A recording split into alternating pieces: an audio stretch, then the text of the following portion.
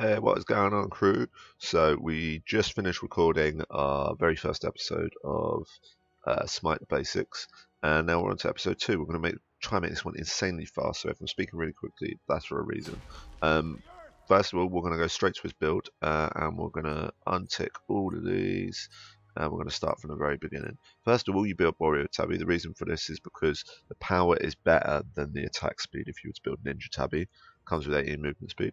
All of a sudden, well, our basic attack damage is going up, all that good shit.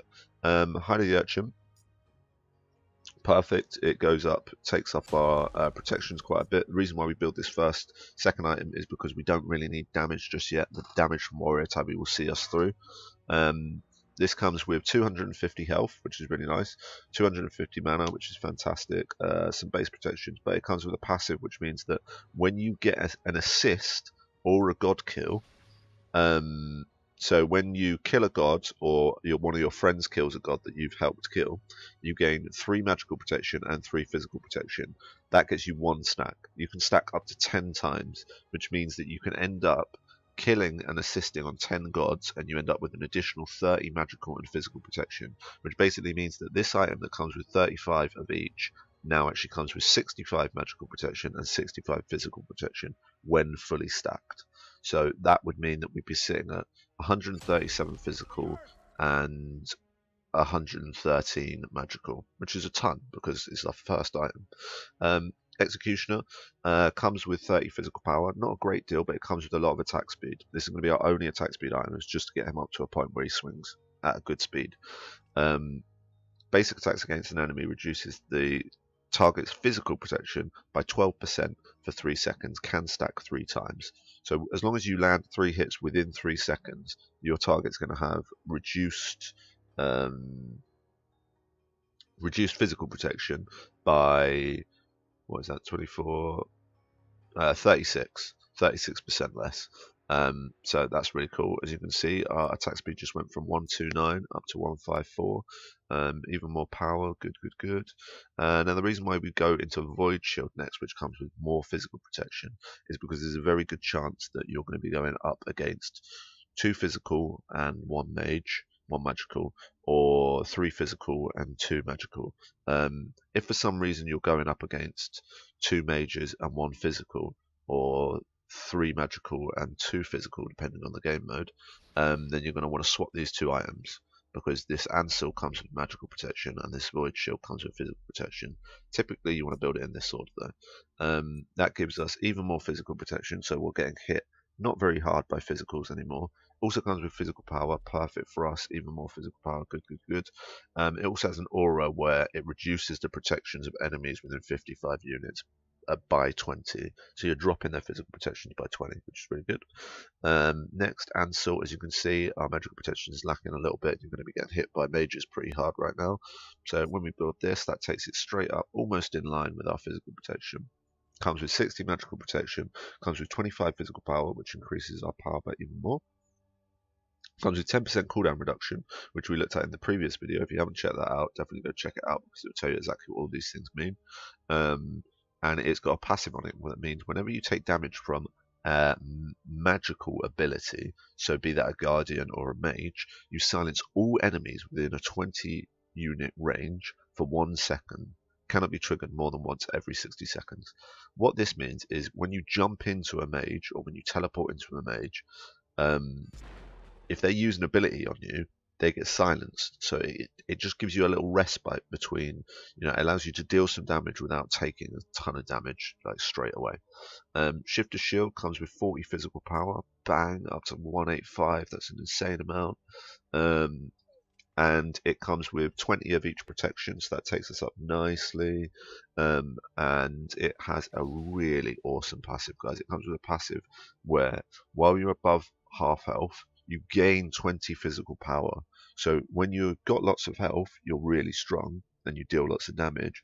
But when you drop below 50% health, you gain 20 protections. So it allows you to take less damage when you're on that sort of like half health sort of bit when you're trying to get away.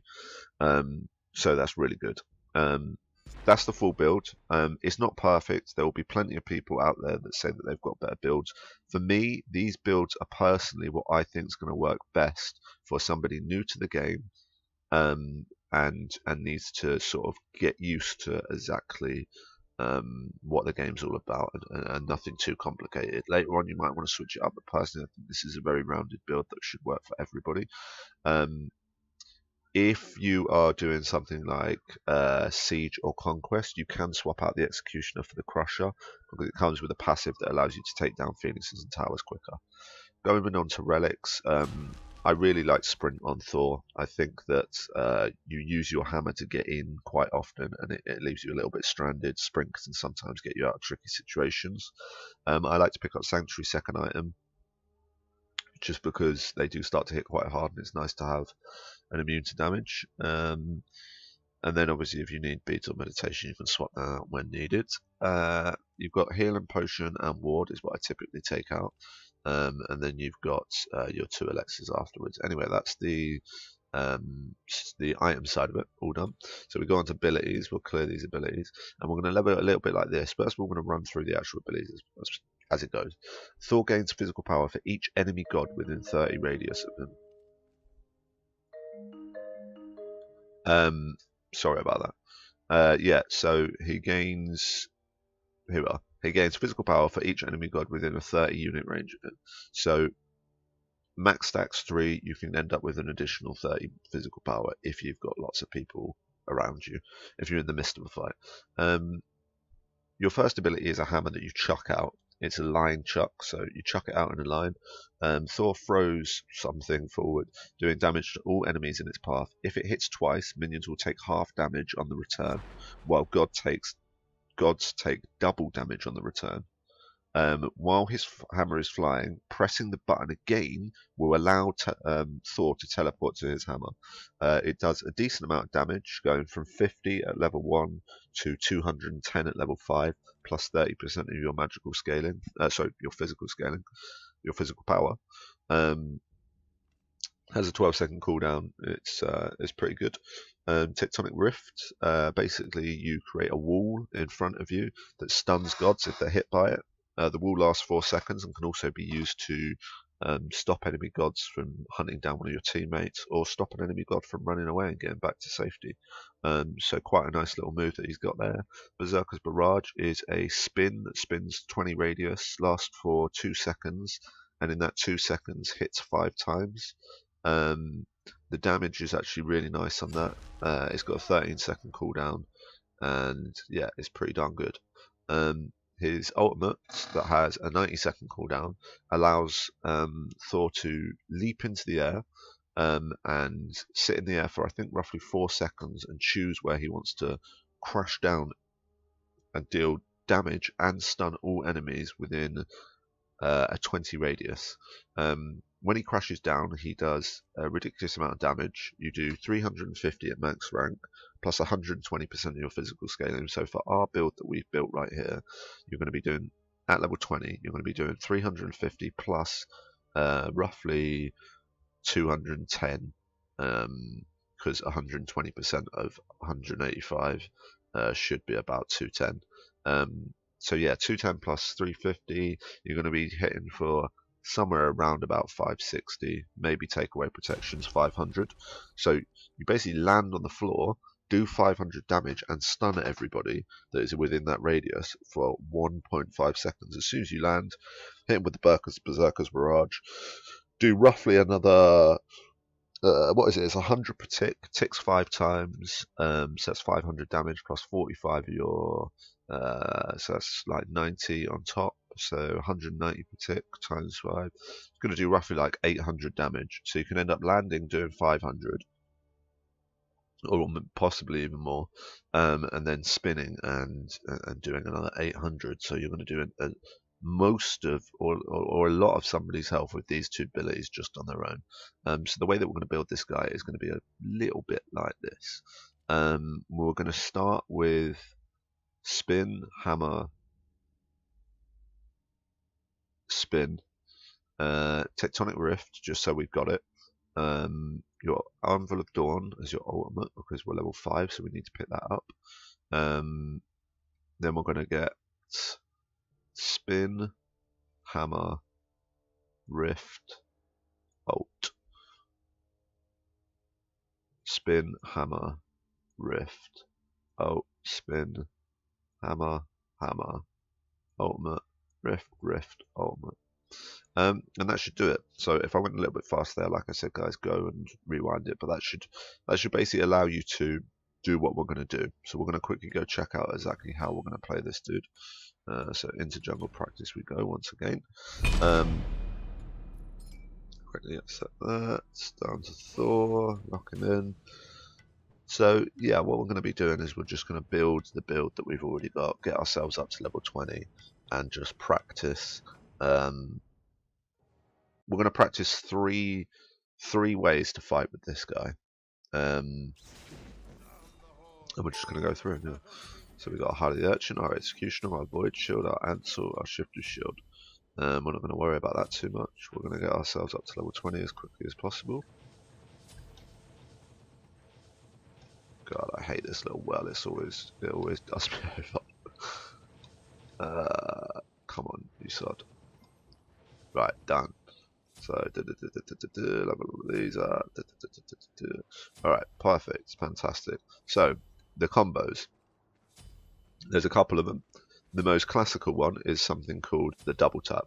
The reason why it's called a double tap is because it's where you swing your hammer out, you hit them with the first hammer, and you also hit them with the hammer as it returns.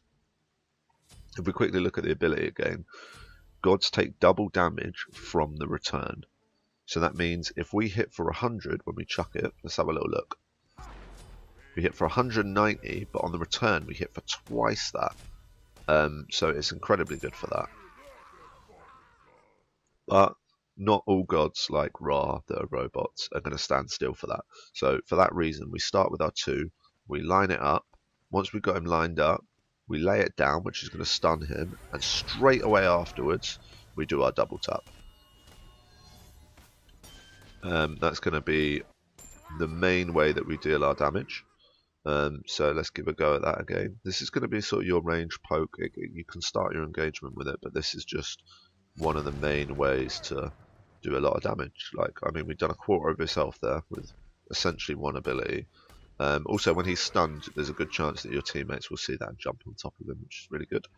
The second way you can do it is by not actually using all of your hammer, not actually using the return, not double tapping. You can single tap, which is throw your hammer and then teleport to it. Now we're going to practice this quick.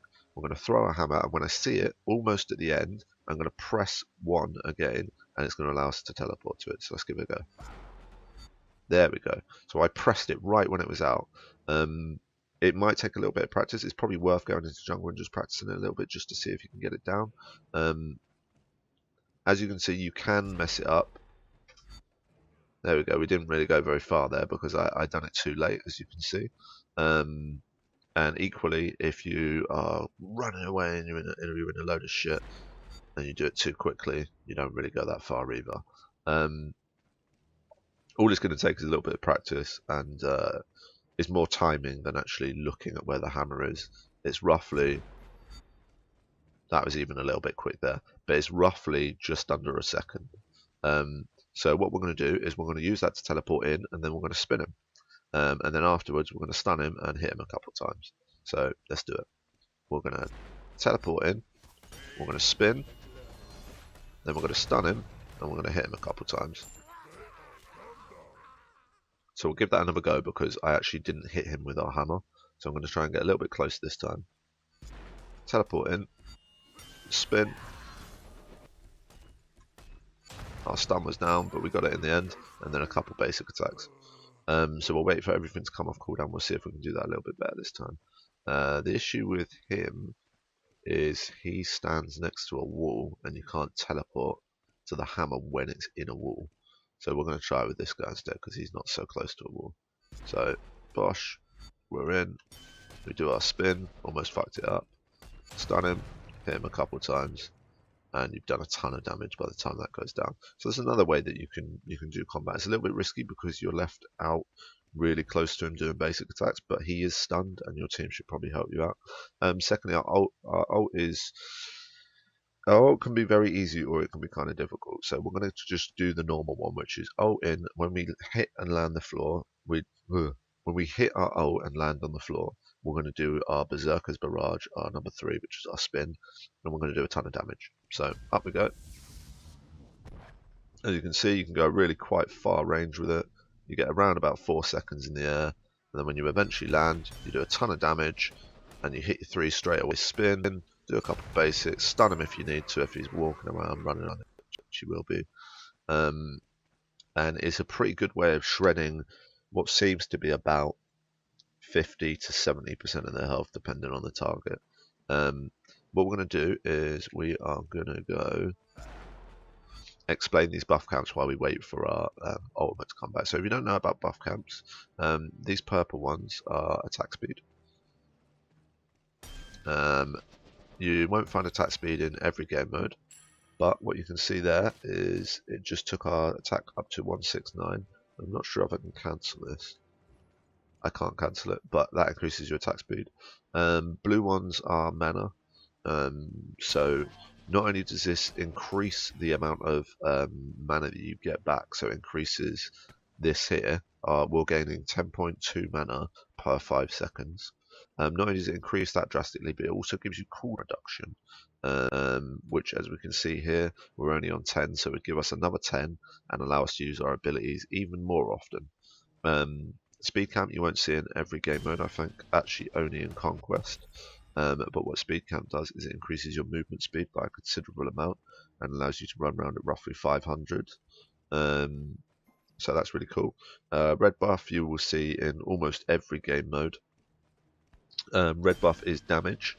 What this does is it increases your physical and magical power by quite a large amount. Oh, here we are. We've got little tooltips, guys. I'm so stupid. 20% increase of your power for 2 minutes, plus additional 10 magical or 5 physical power. So it increases by 20% and also gives you just a base on top. So a pretty nice buff there. Speed buff increases your movement speed by 20%. Blue increases your mana per 5 seconds and gives you 10% cooldown reduction. Attack speed gives you 15% attack speed. That's about it. We looked at that. So that's Fire Giant. That's that. Alright, sweet. So now we've got ult back. I thought I'd just quickly explain that while we wait for our armor to come back. Now what we're going to do is we're going to try something a little bit more complicated. We're going to try dumping our whole kit, if possible. And when I say kit, I mean all 4 abilities. This is your kit, all 4 of these combined. So if we dump our kit, that would mean ulting up using that, landing on them using this, then as soon as this is ended, stun them and hit them with one of these. And then maybe a couple of basic attacks, but they're probably going to be dead by then. So we're going to go. We're going to go in order 4, 3, 2, 1. So that's our 4. 4. Now our 3. Now our 2. Now our 1. And you could see the hammer was already, I think the hammer was a massive overkill because we'd already had him dead. So real easy combo to remember. 4, 3, 2, 1. Takes a little bit of practice to get it, but really nice way to use him. He's really versatile. I mean, if you had a god running towards one of your people there, you can literally create a wall that people can't get past, both your team and the enemy team. Last 4 seconds, which is a pretty reasonable amount of time. That's been, you know, our first proper episode of Smite Basics, looking into Thor. I hope it's been really helpful, guys. If you have any questions at all, I can almost certainly answer them. So leave a comment, let me know. If you want another god highlight, looking into exactly the basics of how they work, the basics of how to build them, all that type of stuff, leave a comment, let me know, and yeah, we'll see you in the next one. Alright, peace guys.